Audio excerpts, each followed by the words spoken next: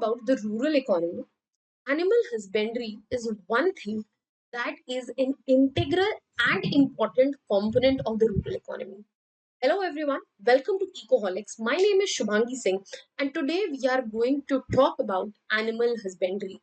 We are going to understand what is it, we are going to understand why is it important component of the rural economy and what are the basic steps that have been taken in recent times to address the challenges associated with animal husbandry. So let us begin with understanding what exactly animal husbandry is. So animal husbandry is basically another branch of agriculture. It does not stand separate with agriculture. Whenever we talk about agriculture and allied sectors, one of those allied sectors is animal husbandry. And this particular branch of agriculture is concerned with breeding, raising, and taking care of domesticated animals such as buffaloes, goats, cattle, sheep, pigs, and poultry. Now, it was one such branch which plays a very important role, which ensures food security because it is responsible for the production of milk, milk products, eggs, and all the other animal based products such as meat. In India, if we talk about animal husbandry, it contributes 16% to the income of small farm households, and at present, it almost contributes to 8.8% of employment of the total population that we see in India. Now let us move ahead and understand the importance of animal husbandry in rural economy.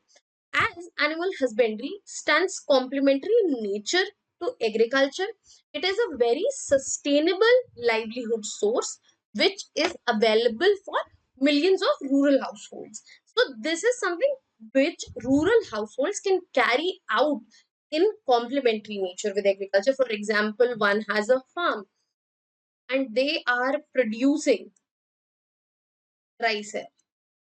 Okay, they can use a small part of land where they can make an another animal farm. So this will sustain their additional source of income as well. The cows can help in plowing as well. The waste such as husk and all can be used for feeding, and it becomes very much cyclic and complementary in nature. That is why it is easier as well as sustainable in terms of a livelihood source for multiple rural households. Other than that, it definitely acts, as I just suggested, as a supplementary income source for small and marginal farmers. Livestock provides a regular source of income. For example, if you have animals, for example, cows, buffaloes, even in the non-crop season, you can use the milk and provide it, which will give you additional source of income. If you have chickens, that is basically I'm referring to poultry, the eggs, meat, that can be a source of income for you, right? So it provides a regular source of income apart from the crop they are growing, especially in the season when there is no crop to sell. And women and landless labor, they often engage in animal husbandry, be it dairy, poultry, goat rearing, which facilitates the household income, which boosts the household income. Another reason when animal husbandry becomes important in the rural economy is the employment generation. Animal husbandry supports almost 8.8% of the total rural workforce. Activities such as milking, fodder collection, and processing, they also lead to creation of direct and indirect employment, especially for marginalized communities and rural women. Then food and nutritional security. That's another reason why animal husbandry becomes an important component in the rural economy. Livestock products, for example, we have milk, we have eggs, meat, milk products, charch, curd, paneer, which are rich in protein, and these are responsible for improving the nutrition across the economy. So, if we want to make sure that the nutrition across the economy is increasing, it is improving, we have to ensure that animal husbandry, which is again an important component of the rural economy, it grows. At present, India is already the largest milk producer in the world because of only the rural dairy farming, because urban dairy farming is quite limited even at present time. Other than that, we have risk diversification and economic stability. So, especially in times of non-crop season, or let's just say crop failure, or if there is a drought, animal husbandry and the livestock basically facilitates in such difficult times, as they're a resilient asset. So they will be the one, they will give you the fallback income also, and they will also protect you from a difficult, dire situation.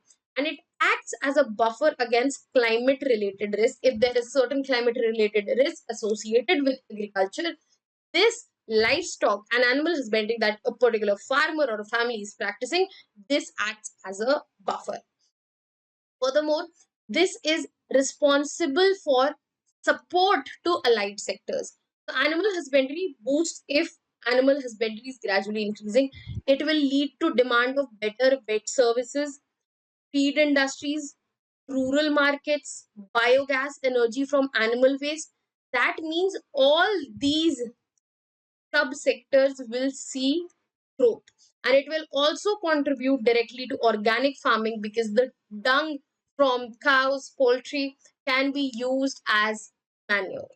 Now let us look at certain recent findings from the basic animal health survey, sorry, animal husbandry survey of 2024, which is released by Department of Animal Husbandry and Dairy. So basically, the milk production in the year 2023-24 has already seen 5.62% growth as compared to the last decade. Top milk producing states have been Uttar Pradesh, Rajasthan, and Madhya Pradesh, and India remains largest producer of milk globally. If we talk about egg production, we have produced 142.77 million eggs in 2023-24, achieving 6.8% growth as compared to the last decade. And if you compare it to 2022-23, it is a 3.18% growth. Top producing states in terms of egg production: Andhra Pradesh, Tamil Nadu, and Telangana. Then India ranks second as worldwide in terms of egg production. Now, if you talk about total meat production, that was around 10 million tons in 2023-24. As compared to last decade, the growth rate was 4.85%. As compared to last year, it was 4.9%. Top producing states were again West Bengal, Uttar Pradesh, and Maharashtra. And if we talk about wool production, it registered nearly 0.22% growth as compared to the previous year. However, a gradual decline has been seen from 2019 very. The top producing states are Rajasthan, Jammu and Kashmir, where Rajasthan is contributing close to 50%, and then we have Gujarat. Now, let us move ahead and understand the challenges that exist in animal husbandry, such as disease management. When we are talking about animals, outbreaks of disease such as foot and mouth disease or avian influenza, they threaten the productivity as well as lives. So this is a big issue that especially Indian economy is facing in terms of animal husbandry, that we are not able to prevent or manage the disease occurrence. Then feed and fodder deficiency. If we want the productivity of the livestock to increase, there has to be proper adequate feed and fodder that needs to be given. But as there is inadequate availability of quality feed and fodder, that is leading to deficiencies, as their costs are increasing and it is reducing yields. Then low productivity, we have multiple indigenous breeds, but the problem is they have comparatively lower yields and as compared to exotic breeds. Then climate change, sudden rising temperatures, erratic weather patterns, they have been affecting livestock health as well as their production. lack of infrastructure, insufficient cold chains. Even if there is production, but it is not stored properly, the cold chains are not established, storage facilities are lacking, veterinary services are lacking, which impedes the growth of this particular sector.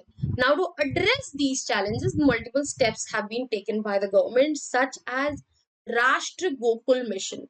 So, it was launched to make sure that the indigenous breeds of cattle, there is genetic improvement in them and the productivity also enhances. Then we also have the National Livestock Mission. It focuses on increasing the productivity of all the livestock, focusing on their health and giving major support to fodder and feed sources. Then we have Dairy Processing and Infrastructure Development Fund. It supports infrastructure development for milk processing as well as all the value addition that is associated with it. Other steps also include animal husbandry, infrastructure development fund, so that there is enough financial support for private sector investment as well in dairy processing and meat processing. We have livestock health and disease control program, which focuses on surveilling the disease, that proper diagnosis and treatment so that the animal health can improve. And we have Pashu Aadhaar, which is a basically unique identification system, just like Aadhaar for identification of people, identification, not citizenship. Aadhaar is for identification of people. Similarly, Pashu Aadhaar is for identification of livestock. So they're better managed and the tracking can be done properly. For more such videos, you can subscribe to our channel. If you want us to pick up certain topics that you want us to take and discuss, you can put it down in the comment section. We have 1,000+ videos on our portal related to such topics, which you can go and watch. That was all from my side. Thank you so much.